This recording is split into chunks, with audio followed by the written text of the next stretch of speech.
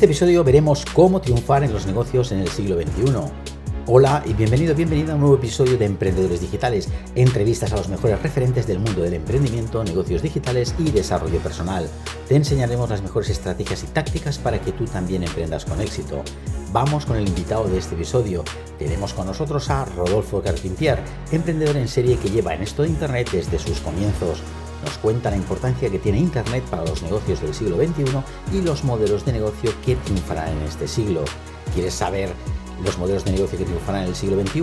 Pues quédate con nosotros y disfruta de esta entrevista. Buenos días, Rodolfo, ¿qué tal estás? Muy buenos días, José Miguel. Encantado de estar contigo de nuevo después de tanto tiempo. Ostras, pues sí, yo también encantado de tenerte de nuevo en un nuevo episodio del podcast Emprendedores Digitales para hablar de los negocios del siglo XXI.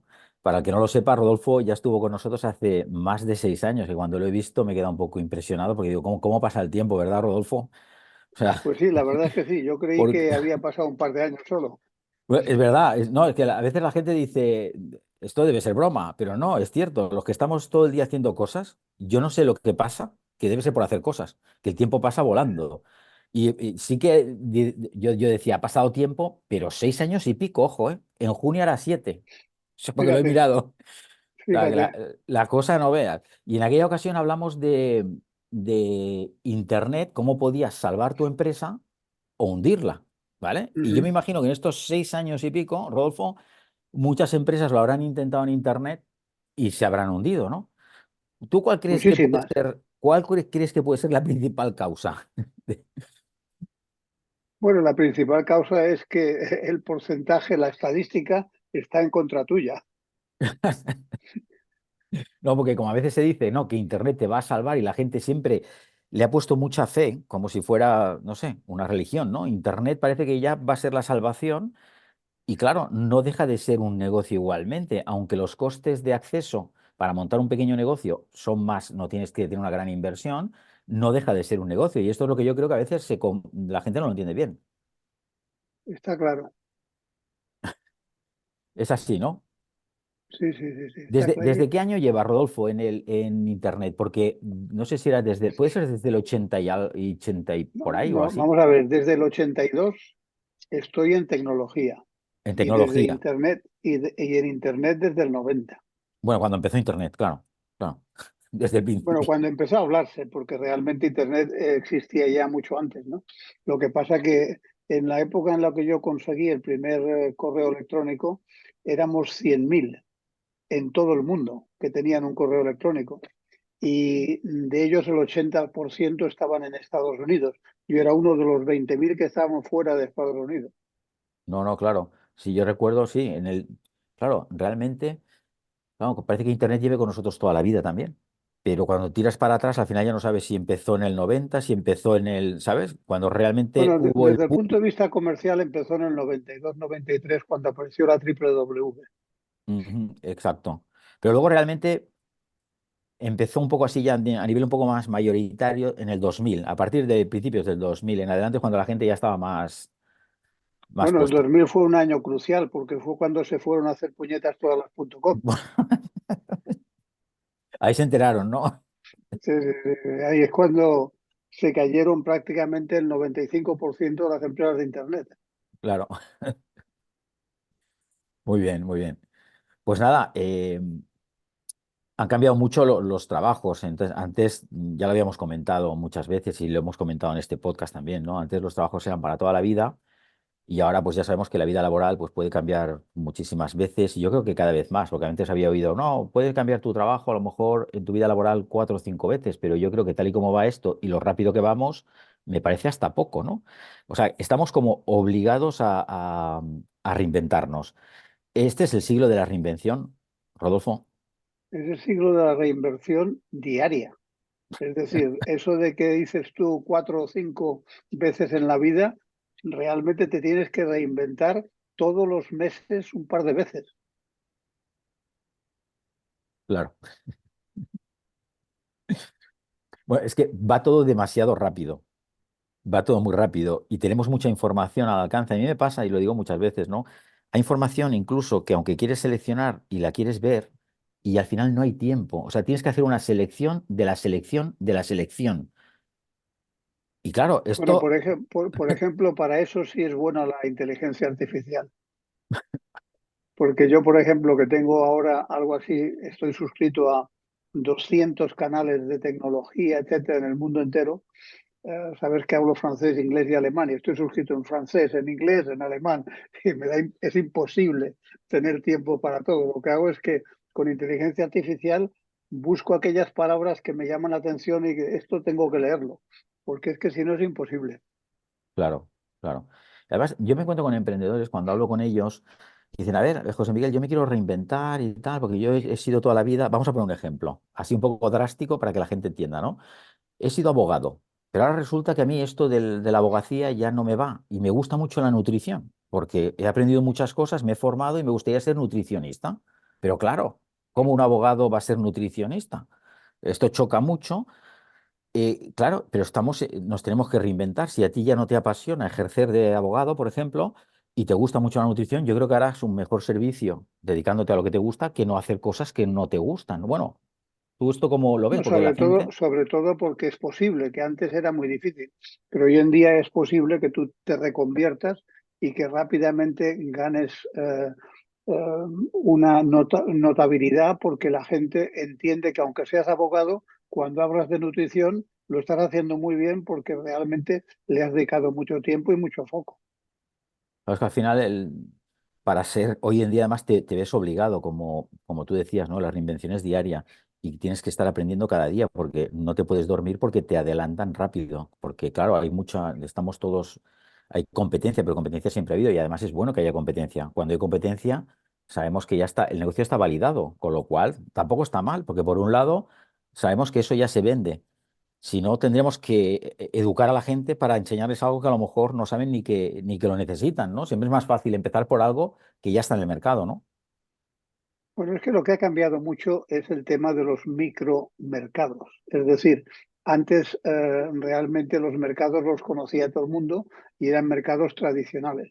Pero es que hoy en día se inventan mercados cada día. El otro día, eh, una cosa muy interesante, estaba hablando con Isra Bravo, que por cierto te recomendaré su libro al terminar esta charla. Y una cosa que estuvimos discutiendo es de un seguidor suyo, que era lo que se llama una profesión que yo no había oído en mi vida, que tiene que ver con watch face, es decir, de relojes y caras.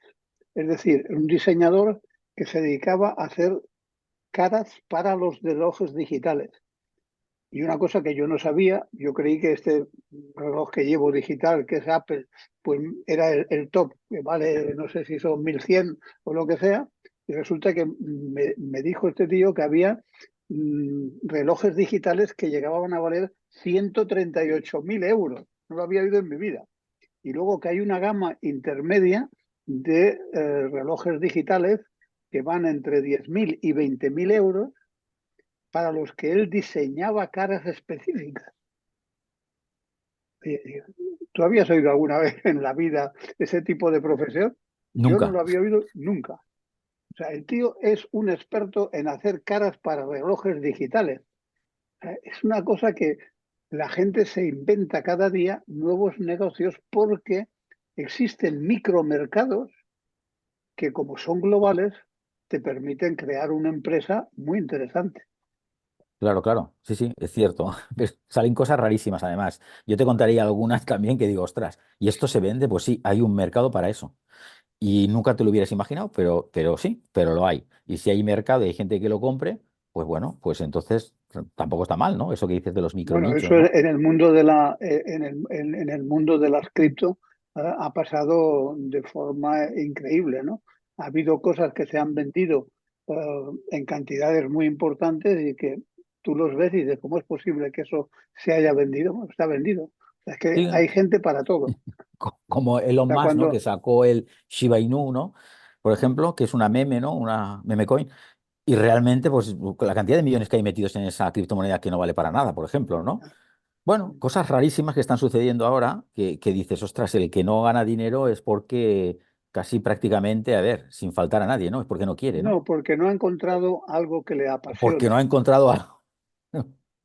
Porque si realmente algo te apasiona y le dedicas tiempo, terminas montando un negocio alrededor de ello.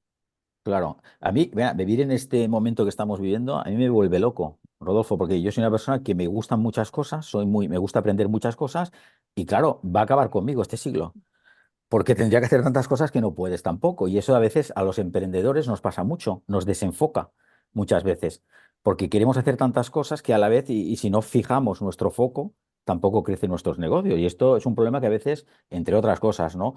Tienen los emprendedores. Pero lo que estamos hablando ahora, ¿no?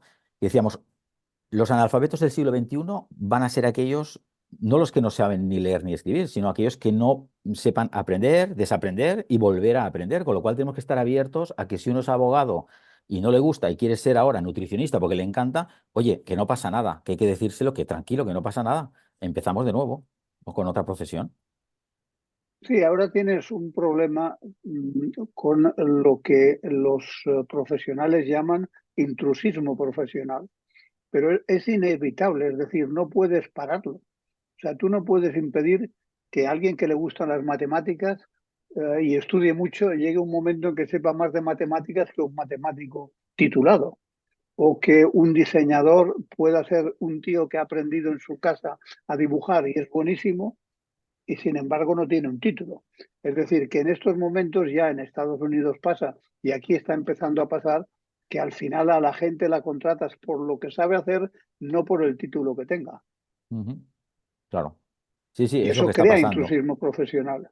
Sí, esto pasa, ¿no? Que ahora, hoy en día no es tan... Sí, es lo que dices, ¿no? Lo que está pasando desde hace ya años es que hay gente que sabe muchísimo y no tiene una titulación, pero puede saber mucho más que cualquier persona titulada. Pero una cosa que también está pasando, que sucede mucho cuando las personas llegan a una edad, tal y como está hoy el mercado, ¿no? Cuando, al mercado laboral me refiero, cuando una persona va a buscar trabajo y pasa a partir de los 40 en adelante, ¿vale? Claro, esa persona se ve un poco como medio obligada, por decirlo de alguna manera, al no encontrar una salida laboral, a emprender, o crear su marca personal y ponerse a vender pues, productos, servicios, bueno, reinventarse, ¿vale? Porque muchas veces sí que es cierto que el título no dice nada, hoy día no dice nada, pero hay mucha titulitis. O sea, la gente va a buscar un trabajo y le dicen, a ver, para ser dependiente, por ejemplo, no hace falta gran cosa, simplemente, pues bueno, a veces atender y saber cuatro cositas, no hace falta ser un ingeniero, ¿no? Tienes que saber inglés, francés, no sé qué, tienes que tener el ESADE, tienes que tener, dices, pero realmente para atender hacen falta estas cosas. Y entonces nos encontramos que nos estará pasando, y te habrá pasado a ti también, como a cualquier persona que nos esté escuchando, que se ha perdido un poco la calidad, ¿no? Tú vas a un comercio y el que te atiende no sabe de qué va, te atienden mal. Se ha aprendido cosas que antes no sucedían tampoco. Entonces, eh, ¿qué opinas de esto, Rodolfo? Bueno, que se ha perdido la pasión por el cliente. Estamos todo el día hablando de que el cliente tiene que estar en el centro y nadie actúa de esa manera. Es decir, que cuando ves empresas, tanto online como offline, que han aprendido a tratar bien al cliente, son las que se llevan el gato al agua. Son gente que realmente trata bien a sus clientes. Y hay cosas que, sin embargo, bueno, pues que muchas empresas han perdido la calidad porque contratan mal y entrenan peor a su gente. Y luego hay gente que naturalmente son muy buenos y lo hacen muy bien y crean empresas que compiten con las grandes simplemente porque dan un servicio más cercano, mejor, mejor pensado para el cliente. Claro, sí, yo creo que eso que comentas, ¿no? Está pasando. Si atiendes un poquito y bien al cliente, hoy eres como, eres casi el rey, ¿no? Como aquel que dice. Como dice, mi gestor dice cuando yo hablo con él, ¿no? Bueno, cuando he hablado con él muchas veces me dice, no, claro, es que esto de emprender es un deporte de riesgo, ¿no? Y claro que es cierto, que no, pero también es riesgo quedar separado o no hacer nada o lo que sea, ¿no? Pero en el caso de España, ya no es que sea de riesgo, en el caso de España es de alto riesgo porque aquí ya la cosa no es lo mismo que en otros países, incluso de Europa, ¿no? Entonces, claro, el emprendedor a veces se queda, claro, es que arrancar autónomos, esto, que me funcione, que no me funcione, ¿qué le diríamos a esas personas? Porque a veces dices, bueno, pero es que no tenemos otra, a veces hay que arriesgarse. Ahí lo que hay que hacer es primero encontrar algo que te apasione y volcarte en ello. Porque si algo te apasiona, yo siempre hago la eso de decir, antes te gustaban, por ejemplo, los sellos etruscos. Bueno, pues era imposible vivir de eso, porque claro, que encontraras en Madrid gente que le gustaran los sellos etruscos, pues habían 27. Pero es que hoy, a lo mejor a nivel mundial, cuando llegas a 4.000 millones de personas, puedes tener 100.000 o 200.000 personas interesadas en los sellos etruscos. Quiere decir que si algo te apasiona y eres bueno con eso, puedes montar un negocio en base a una marca personal que la puedes desarrollar de una forma muy sencilla, dedicándole tiempo, no dinero, sino tiempo. Ujú. Otra cosa, Rodolfo, una de las características principales que tienen los nuevos modelos de negocio del siglo XXI sería lo que es, entre otras cosas, ¿no? Pero la disrupción, ¿no? Y claro, a veces se confunde. La disrupción no es evolución y esto a veces hay que entenderlo. Explícanoslo. Bueno, yo creo que básicamente el problema es precisamente eso. Es que en el 90% de los casos no es disrupción, es evolución a digital. Y no es lo mismo. Es decir, el 90% de los negocios que se montan en Internet son negocios del siglo XX que se han modificado un poco, se han digitalizado y ahora se ofrecen de forma moderna y digital. Pero no es un modelo del siglo XXI. Los modelos del siglo XXI tienen una serie de características que muchas empresas no entienden. De entrada, mucho margen. Es decir, si tú tienes un negocio que lo que ganas es un 8% o un 10%, eso no es un negocio del siglo XXI, es un negocio del siglo XX en digital. Luego, la primera magnitud es que tienes que tener un margen del 40 o del 50%, porque eso es un negocio del siglo XXI. ¿Cómo se consigue eso? Se consigue en base a sistemas que te permitan interactuar con tu cliente en autoservicio. ¿Por qué gente como las redes sociales, Google, todos estos tienen los márgenes del 70 al 80%? Porque el 95% de lo que hay que hacer te lo haces tú. Tu cliente trabaja para ti gratis. Ese es el concepto del siglo XXI y es la clave. Y los que cogen un negocio del siglo XX, lo evolucionan y lo ponen en el siglo XXI, siguen siendo un negocio del siglo XX si no tienen esas características. Ujú. Bueno, y también se está dando que hay negocios unipersonales que están facturando como empresas grandes, porque una sola persona, ¿vale? Gracias a los sistemas como tú estás comentando, pueden llegar a facturar barbaridades que esto sería impensable hace 2 días, como aquel que dice, ¿no? Y dices, pero ¿cómo puede ser una persona sola que esté facturando con un negocio y encima, ojo, que a veces la gente confunde que también trabajar más es ganar más y justamente el que gana más es el que trabaja menos. Esto sería un poco para que se entienda, ¿no? También que son personas que están trabajando mediodía, yo no digo desde la playa ahí tomando el sol, pero que están trabajando unas poquitas horas al día y están facturando barbaridades. ¿Es así? Perfectamente, porque en el fondo lo que está pasando es lo que antes era una batería de gente. O sea, tú antes sí eras un cantante. Tú eras un cantante y necesitabas un representante, necesitabas una discográfica, necesitabas eh, estudios de grabación. Todo eso hoy en día está online y lo puedes hacer tú solo. Es decir, que Pablo Alborán no lo conocía nadie y el tío empezó a cantar en las redes sociales y la gente dijo, este tío qué bien canta y poco a poco se fue haciendo un nombre importante. Hoy en día no necesitas realmente, si tienes una calidad buena en lo que tú hagas, no necesitas tener mucha gente a tu alrededor. Necesitas tener buena informática, necesitas tener buena infraestructura, tienes que montarlo bien para tratar bien a tu cliente, pero realmente te puedes montar una empresa unipersonal que facture millones.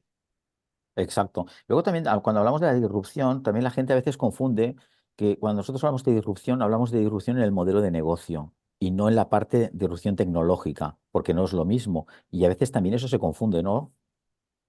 Se confunde mucho y no tiene nada que ver. Es decir, el problema nunca está en la tecnología. El problema está en si el modelo de negocio es o no es del siglo XXI. Claro. Muy bien. Pues bueno, hablando por ejemplo, actual, lo has dicho, ¿no? Que los modelos de negocio del siglo XXI, pues claro, lo que hacen es un poco que el mismo cliente, un poco autoservicio, ¿no? ¿Vale? Entonces a veces se pasa también de lo que es el soporte, a veces más personalizado. El cliente, pues, digamos que interacciona mucho con la web, pero eso también da problemas a veces en el servicio, servicios malos.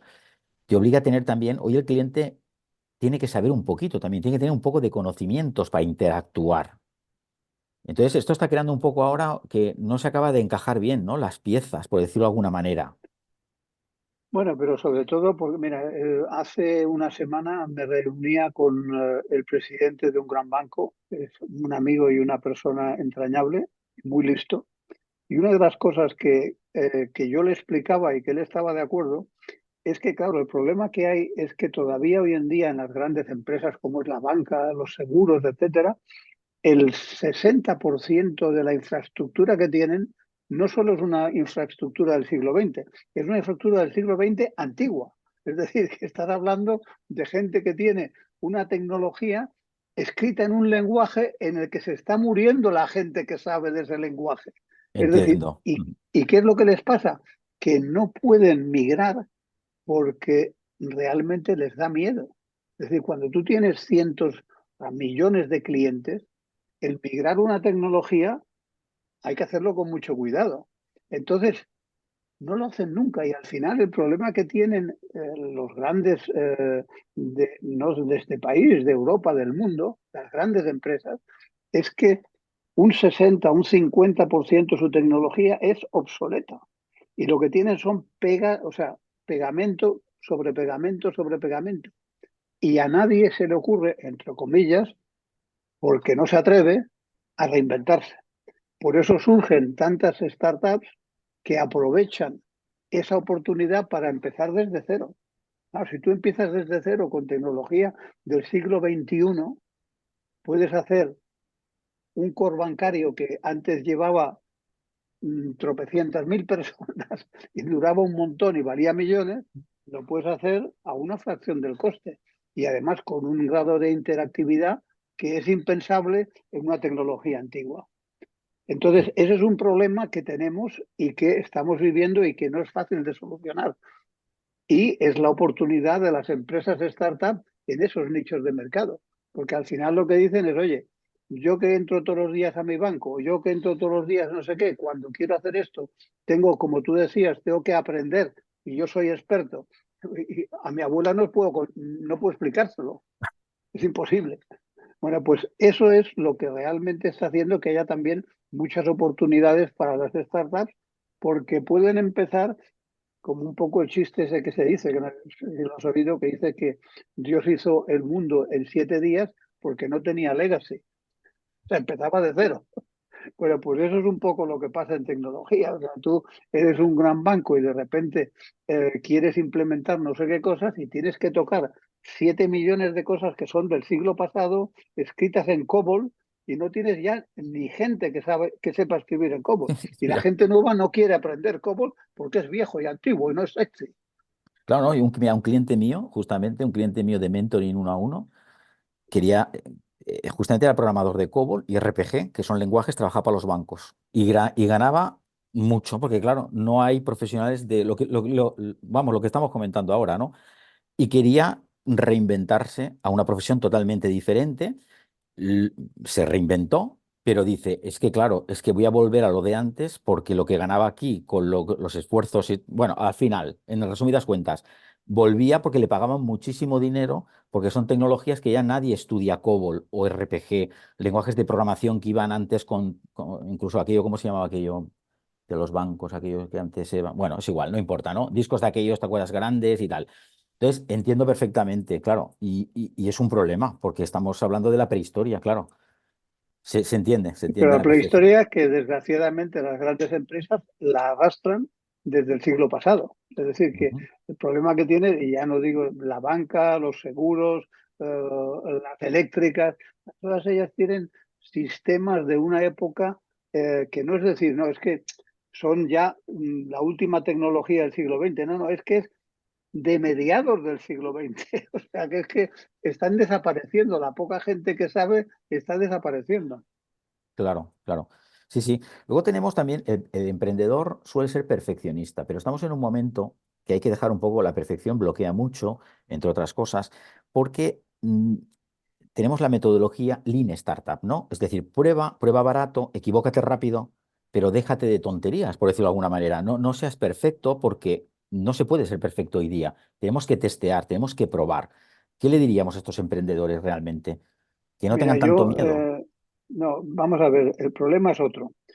En mi experiencia, las decisiones que se toman en los comités de dirección de una startup, que a veces es una persona y luego a lo mejor son tres o cuatro, se toman en el comité y nadie se preocupa de contrastarlo con el cliente. El Lean Startup es básicamente un formato de sacar a la gente de su comité de dirección y dejar que sea el cliente el que diga. O sea, si tú analizas cada vez que sale un... Mira, yo tengo una experiencia muy interesante, estamos hablando de 1994. Nosotros hicimos lo que en aquel momento se llamaba una plataforma completa diseñada en algo así como 22 niveles. Había niveles de todo tipo. Cada nivel tenía más cosas, todo ello con diseños hechos específicos, nivel por nivel. O sea, nos habíamos gastado algo así, en aquel entonces 30 millones de pesetas, que era un montón de dinero, en hacer la web esa que era para nosotros, era la más representativa de España. Bueno, pues una vez se me ocurre pedir las estadísticas de uso y la gente entraba al primer nivel, el 90%, al segundo nivel el 20%, al tercer nivel el 5% y de ahí para abajo nada. O sea que de los 30 millones que nos habíamos gastado, 22 millones no se veían nunca nadie. Ahora, todos estábamos encantados porque veíamos una página web que no tenía nadie. Bueno, pues ese error se sigue cometiendo. Pues ese error es el error típico, ¿no? Nosotros nos pensamos, bueno, que, a ver, queremos saber lo que quiere el cliente, pero lo que quiere el cliente de verdad es otra cosa. Sí que es cierto también que muchas veces decimos, dale lo que quieren y véndeles, es decir, véndeles lo que quieren y dale lo que necesitan, porque a veces el cliente también va un poco despistado. Pero sí que es cierto que tenemos ese error. Yo sé lo que tú necesitas y yo te lo voy a fabricar, pero a lo mejor tú de eso no vas a usar lo que yo te estoy vendiendo, con lo cual siempre es mejor y, y más en el momento que estamos viviendo, interaccionar con el cliente. Eso es un modelo del siglo XXI, lo que es es que sea El feedback bidireccional. inmediato. Eh, Claro, porque te enteras Otra, rápido. otra de las cosas típicas del siglo XXI es la invención de la prueba. Es decir, que tú puedes lanzar un proyecto en beta y decir que la gente te lo comente. Y como está en beta, todo el mundo sabe que hay bugs y hay errores. Pero de repente, si lo haces bien, puedes tener a miles de personas trabajando para ti gratis. Claro, bueno, muchas veces además te has fijado que sobre todo en el online, como es tan sencillo, a veces lo que hacemos, yo lo que he hecho con algunos clientes es decir, mira, saca la landing page, no te compliques la vida, prueba, y si ves que hay mucha gente interesada, fabricas entonces el servicio, pero no lo hagas antes, no te tires un año fabricando algo que a lo mejor no quiere nadie. Claro, y cuesta entenderlo, porque parece que para vender algo tengo que tenerlo entero ya hecho. No, tienes que tener, hombre, algo tienes que tener, ¿no? Lo que vas a montar. Pero no hace falta tenerlo ya hecho el primer día que sale o que tiene que salir a la venta. Entonces, bueno, son cosas que me imagino que en unos años ya estarán más que resueltas, pero que ahora pues aún se sigue dudando, ¿no?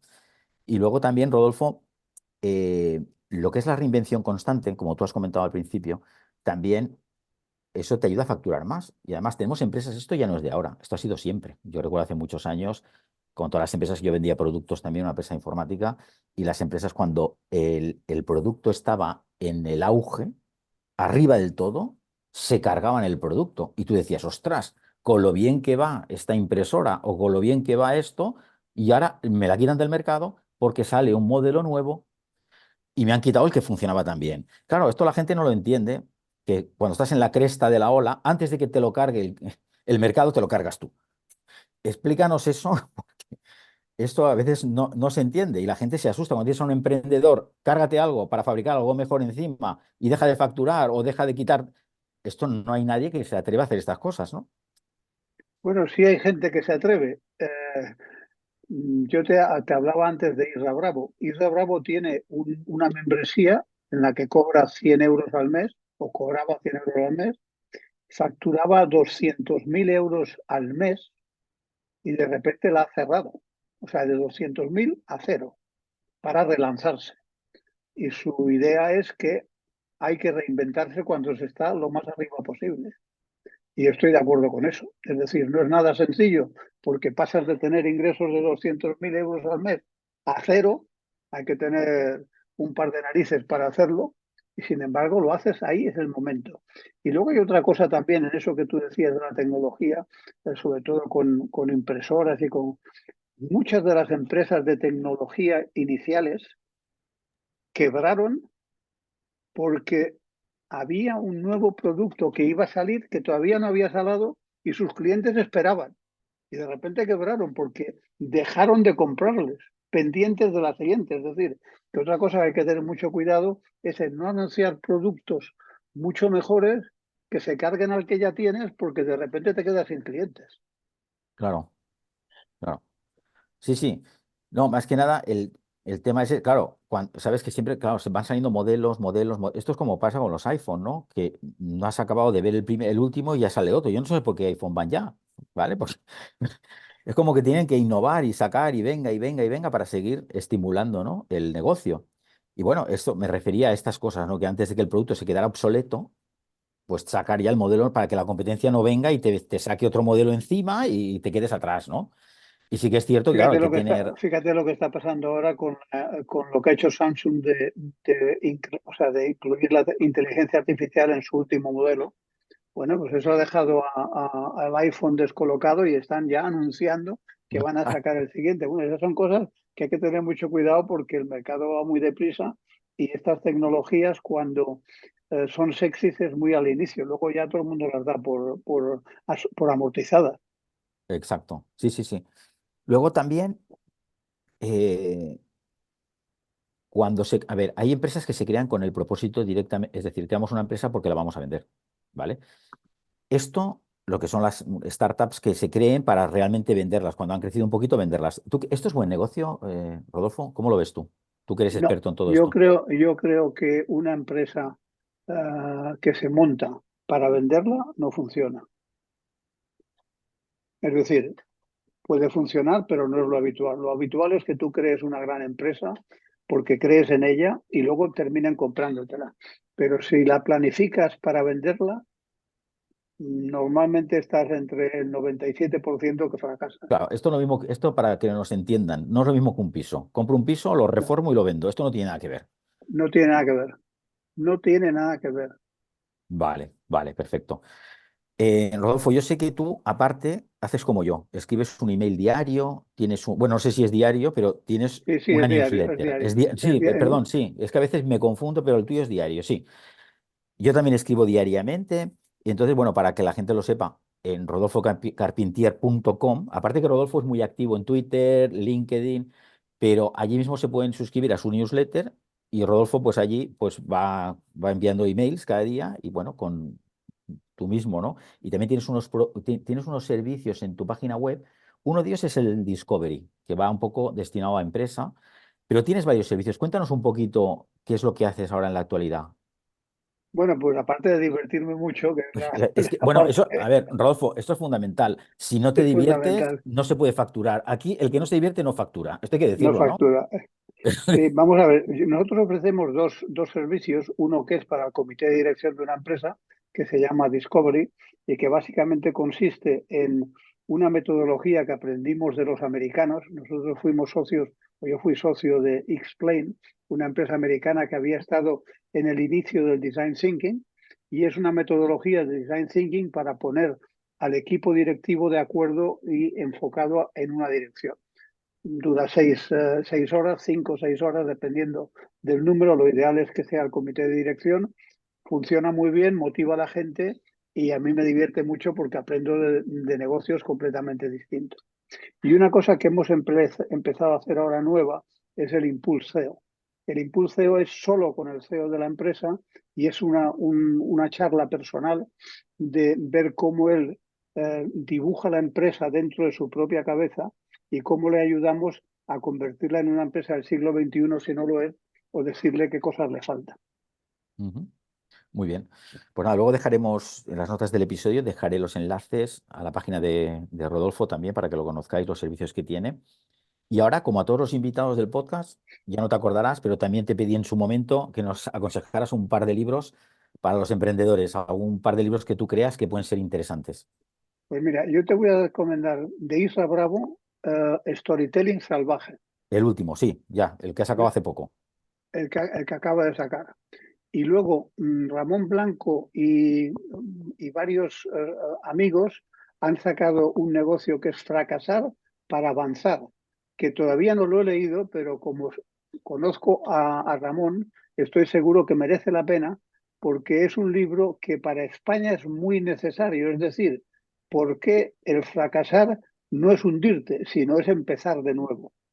Ujú. Es decir, que aprendamos en España, como se hace en Estados Unidos, Sí. que el Ujú. fracasar es un aprendizaje que hay que tener y que hay que llevar a cabo. Y yo creo que ese es un libro, yo me lo voy a comprar y desde luego yo creo que es muy interesante. Ujú. No, desde luego que se valora más una persona que ya ha emprendido, aunque haya fracasado por el camino, pues se valora más, porque claro, siempre hay un aprendizaje de los errores, siempre se aprende, ¿no? Que las personas que no hacen nada. Y aquí en España, pues vamos un poco retrasados como siempre, ¿no? Pero No, bueno, solo hay un caveat, es decir, que si el que ha fracasado reconoce el fracaso, ha aprendido. Si resulta que explica que todo ha sido culpa de otros, ese no ha uy, aprendido esto nada. ya, esto me suena mucho, pero esto pasa tanto en los negocios como en la vida personal. Cuando uno Así es. realmente dice, vale, sí, en tono el mea culpa, me he equivocado, bueno, ya puedo Sí. aprender. Ahora sí digo, no, no, la culpa no es mía, la culpa es de otro. No, no, Uy, sí, vamos sí, mal, es que sí, sí, ahí está. vamos mal. Vale, Sí, vale. sí, Pues muy bien, Rodolfo. Oye, pues nada, mira, yo creo que ya tenemos, para no hacerlo muy largo, porque tú ya sabes que la gente sí, enseguida, sí, luego se tenemos aburre. mil cosas que hacer, nos aburrimos rápido, ¿no? Entonces, nada, que sepan que luego, pues en mi página web, en josemiguelgarcía.net, en las notas del episodio, dejaré los enlaces de los libros que nos ha recomendado Rodolfo, el enlace a su página web. Y bueno, pues nada más. Rodolfo, siempre es un placer hablar contigo. Te deseo Y mucho hablar éxito en lo contigo que... igual, No. Muy bien, gracias. Pues nada, te deseo mucho ¿vale? éxito y nos vemos pronto, ¿vale? Que vaya bien. Cuando tú quieras. Un abrazo. Chao, Rodolfo. Bueno, pues espero que te haya sido muy interesante esta entrevista con Rodolfo Carpentier y que este episodio te ayude a impulsar tu negocio. En las notas de este episodio te dejo los enlaces al invitado y los libros recomendados. También encontrarás el enlace gratuito a mi audiocurso, La Guía del Emprendedor Digital, con los pasos a seguir para emprender un negocio online exitoso. Nos vemos en el siguiente episodio de Emprendedores Digitales. No te olvides de darle al like y suscribirte para no perderte ninguna de las entrevistas que están por venir. Un fuerte abrazo y hasta pronto.